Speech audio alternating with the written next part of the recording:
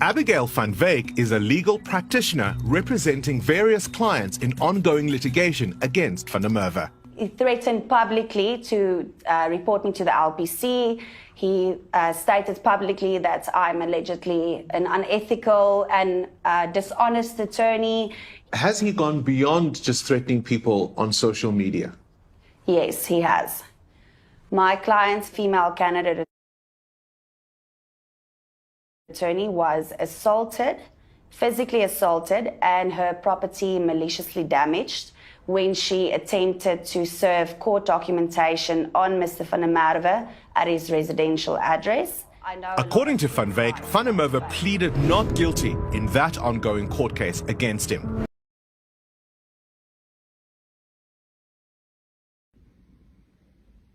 Ja, ons maandagoggend na 'n baie interessante naweek. En ja, ek sal nie noodwendig altyd 'n opvolgvideoetjie wat ek maak nie. Ek sê gewoonlik alles wat ek wil sê in my aanvanklike video, maar ja, baie goedjies is hierdie naweek beweer wat ek glo net vinnig moet reggestel word, en ek gaan fokus op die hele kwessie van Abigail van Wyk se rol in die mislukte valsklagte teen my betreffende die prokureursklerk. Almal wat die storie destyds gevolg het, weet dat Abigail van Wyk, en ek gaan nie die klaagster se naam hier noem nie, daar is litigasie teen haar, so ek gaan nie die kanse wat ons daar het enigstens jeopardize nie. Maar almal weet dat Abigail van Wyk deurgangs die prokureur namens hierdie klaagster was. Sy was inderdaad ook die prokureur wat opgedaag het die dag met die arrestasie by die polisiekantoor en toe kom voorhou het met 'n vreeslike huilende klaagster dat ek dan nou die vroukie sou aanrand. Sy was deurgangs betrokke by die media campaign teen my. Sy is die persoon wat op carte blanche klomp nonsens van my vertel het betreffende die saak. Sy was die persoon wat die groot skare op sosiale media probeer maak met 'n plasing van haar wat as ek reg onthou iets soos 350 keer gedeel was. Sy was deurgangs betrokke by die hofsessies in terme daarvan dat sy daar so opdaag. Sy het op 'n stadium voorgehou dat sy die watching brief was, hoewel ek uitklaring by die aanklaer gehad het dat daar nooit 'n aansoek vir enige watching briefs was om tydens die saak in te sit. Sy het in elk geval ook nie voor in die hof gesit waar 'n watching brief sou sit nie. Sy so deurgangs maar net aan die agterkant in die gehoor gedeelte van die hof gesit het. Waar sy absoluut betrokke was, is dit baie duidelik. Ek gaan dit nie eers verder bespreek nie. Die mense wat daai tyd die gemors gevolg het, sal presies weet waarvan ek praat.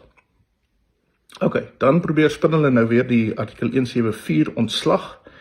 Kom ons fokus net vanaf weer daarop. Na 2 jaar, omtrent 2 jaar wat die saak geloop het voor die distrikshof daar, en waarin 2 getuies getuig het, onder andere die klaagster en dan nou 'n sogenaamde mystery witness wat later aan boord gekom het, is die staat se saak gesluit. Die staat het oor seker 3 of 4 sessies argumente probeer lewer hoekom die ontslag van die saak nie in terme van artikel 174 moet plaasvind nie. Ek het aansoek gedoen vir artikel 174 ontslag. Ek sit met die dokumente hier voor my, dis wat ek sit en lees. En eventueel het die hof na my argument van, ek dink ek het seker so 10 minute geargumenteer, het die hof uitspraak in 3 minute gegee, waar hy basies die saak in totaliteit van die klaagster verwerp het. Hy het bevind dat sy op geen manier bewys het, nommer 1, dat sy aangerand was nie, veral gegewe die J88 wat sy ingegee het, wat glad nie ooreengestem het met haar beskrywing van die voorval nie. Daar was nie 'n aanval nie, daar was nie 'n aanranding nie, almal weet dit. En dan natuurlik kon sy geensins bewys lewer van die skade wat sy beweer het aan haar goedere, wat dan nou blykbaar 10.000 rande sou beloop nie. Die goed wat sy probeer ingee het was duidelik, byvoorbeeld die selfoon. Sy het gegaan en 'n kwotasie by 'n selfoonwinkel gekry vir 'n soortgelyke selfoon. Dis nie 'n skadeverslag nie.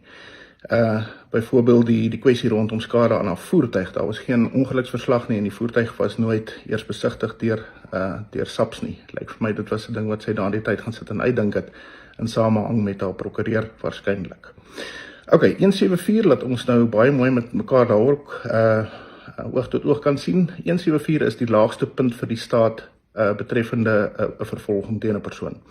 As die staat aan die einde van hulle saak kom en artikel 174 word toegepas, beteken dat die staat eenvoudig nie hulle bewyslas gekwyt het nie. Hulle kon nie eers in hulle eie saak die nodige voor die hof sit om die beskuldigde in 'n posisie te sit dat hy moet op enigiets antwoord nie.